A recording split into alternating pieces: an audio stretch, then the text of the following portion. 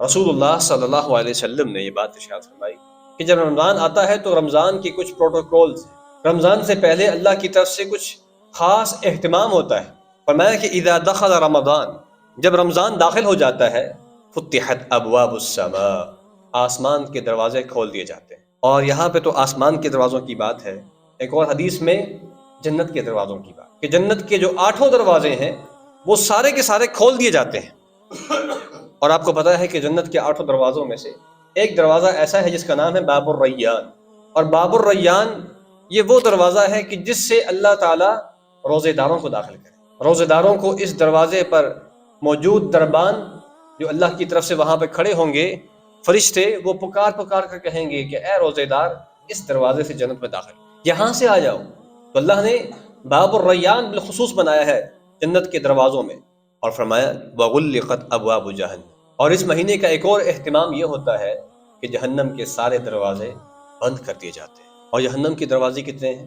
لہا 7 ابواب، فرمایا کہ جہنم کے 7 دروازے، 7 دروازے ہیں۔ جنت کے 8 ہیں اور جہنم کے 7 دروازے ہیں، لیکن وہ سب کے سب دروازے جہنم کے اس ماہ مبارک کے اندر بند کر دیے جاتے ہیں۔ اللہ اکبر کبیرہ۔ وسلسلۃ الشیاطین، اور فرمایا کہ جو شیاطین ہیں، جو انسان کے دشمن ہیں، جو انسان کو نیکی کی طرف آنے سے روکتے ہیں، ان شیاطین کو اللہ تعالیٰ جکڑ دیتا ہے، ان کو قید میں ڈال دیا جاتا ہے، اور پورے مہینے کے لیے وہ قید میں رہتے ہیں۔ شیطان اس وقت اللہ کی قید میں ہے، اور اس کے جتنے بھی حواری ہیں وہ بھی سب کے سب اللہ کی قید میں ہیں۔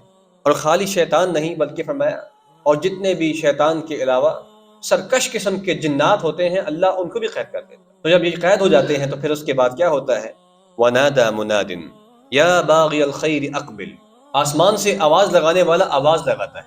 آواز یہ ہوتی ہے کہ اے خیر کو چاہنے والے، اقبل، ذرا آگے بڑھ، اے جنت کے طلبگار، اے اللہ کی خوشنودی کے طلبگار، اے اللہ سے مغفرت کو چاہنے والے، 11 مہینے تم نے ویسے ہی گزار دی ہیں غفلت میں، اس مہینے میں ٹائم ضائع مت، اس مہینے میں فضول کام چھوڑ دے، اس مہینے میں اللہ کو راضی کر، اس مہینے میں آگے بڑھ، نیکی میں آگے بڑھ، نیکی میں سبقت لے جا، نیکیوں میں مقابلہ کر، اقبل، آگے بڑھو۔